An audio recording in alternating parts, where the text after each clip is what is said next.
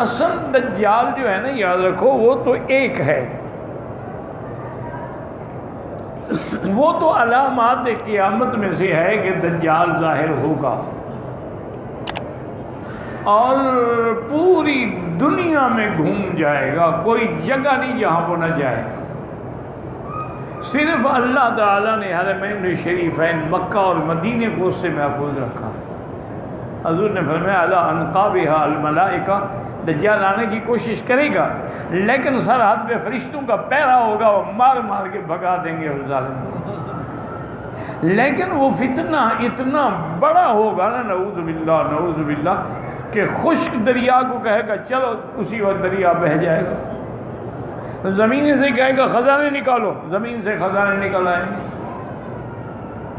تو اس طرح ایک ایسا فتنہ ہوگا کہ اس کے فتنے سے ما سوا اللہ تعالیٰ کی ذات کے تحفظ بچانے کے کوئی نہیں بچا سکتا۔ حضور نے علامات بیان فرمائی ہیں کہ وہ اعور ہوگا، ایک آنکھ جو ہے نا اس کی وہ یعنی کانا ہوگا، اور ایک آنکھ ایسے اپڑی ہوئی ہوگی جیسے چھوٹے سیب کا دانہ ہوتا ہے، اس کی یہ علامات بھی ہیں۔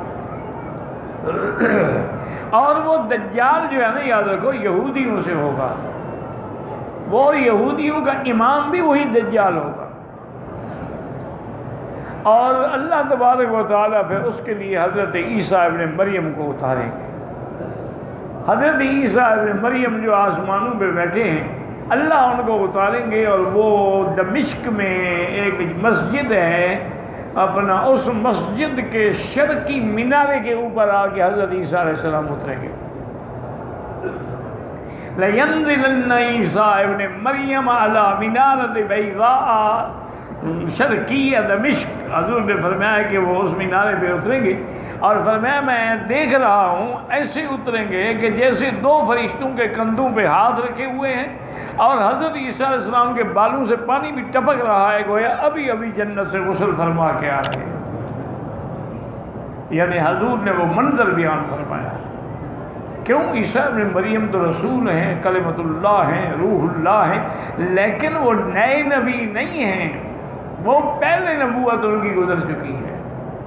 اب جو آئیں گے تو امام مہدی اس وقت مصلی پہ کھڑے ہوں گے،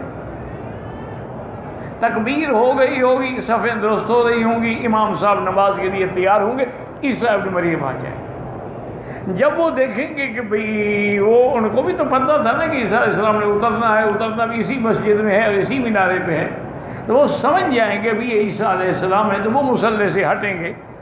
تو حضرت عیسیٰ علیہ السلام فرمائیں گے اللہ رسلک، کھڑے رہو، تم نماز پڑھاؤ، میں پہلی نماز تمہارے پیچھے پڑھوں گا تاکہ دنیا کو پتہ چل جائے کہ میں حضور کا امتی بن کے آیا ہوں، اب میں نبی بن کے نہیں آیا،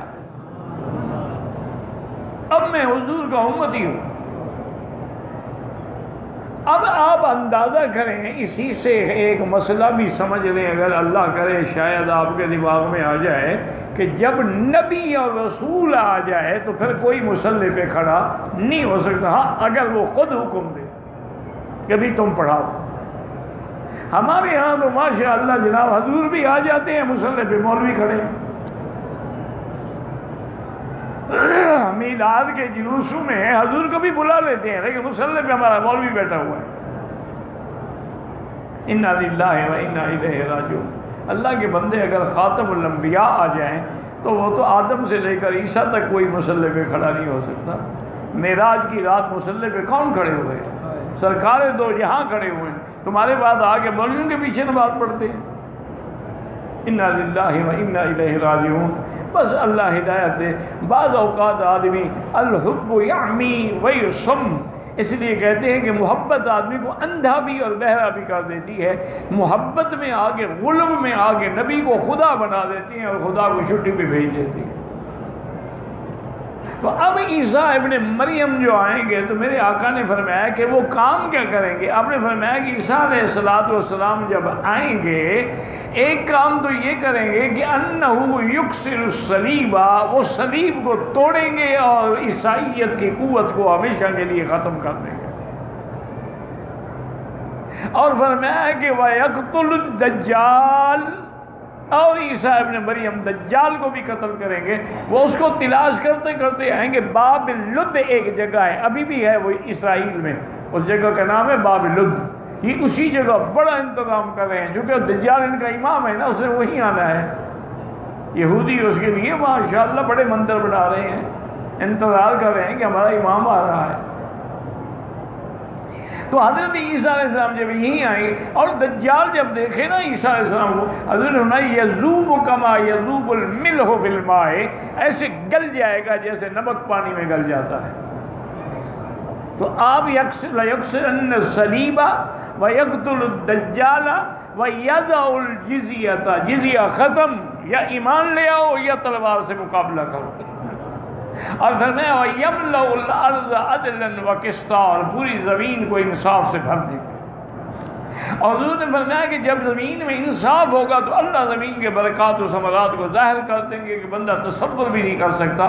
حضرت عیسیٰ علیہ السلام 40 سال رہیں گے۔ آپ نے فرمایا ثم يتزوج، پھر وہ شادی بھی فرمائیں گے۔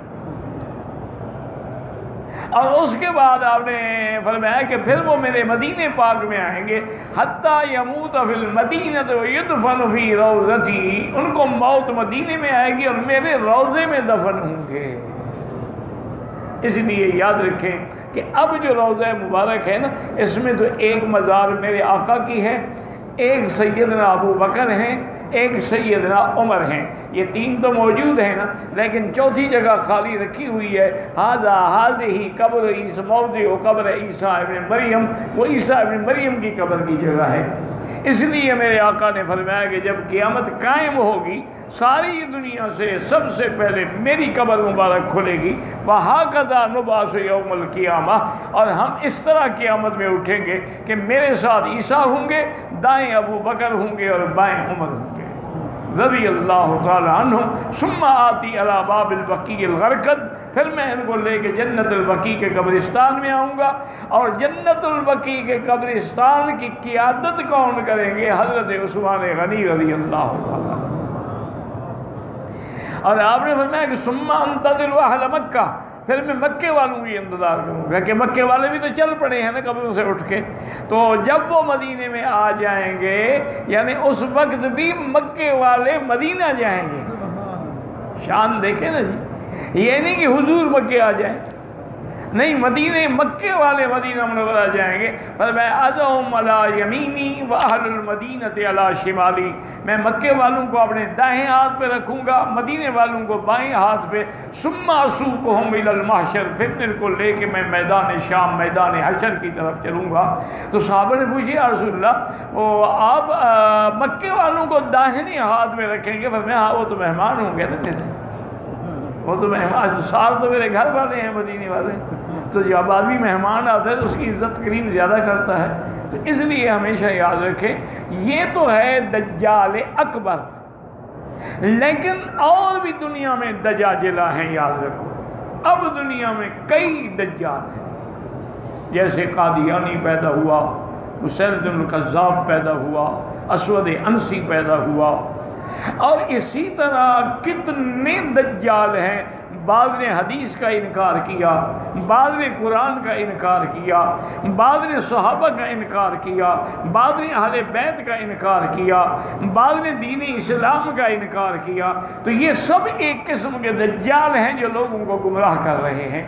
اس لیے ان دجالوں سے بھی بچنا ضروری ہے، اور ان سے بچ تب ہم سکتے ہیں جب اللہ کی مدد شامل ہو۔ ورنہ بڑے بڑے لوگ بھٹک گئے، بڑے بڑے لوگ، کیونکہ یہ جتنے دجال ہیں نا، ان کے ان کا جو اثر ہوتا ہے نا علوم سفلیہ کا، وہ بڑا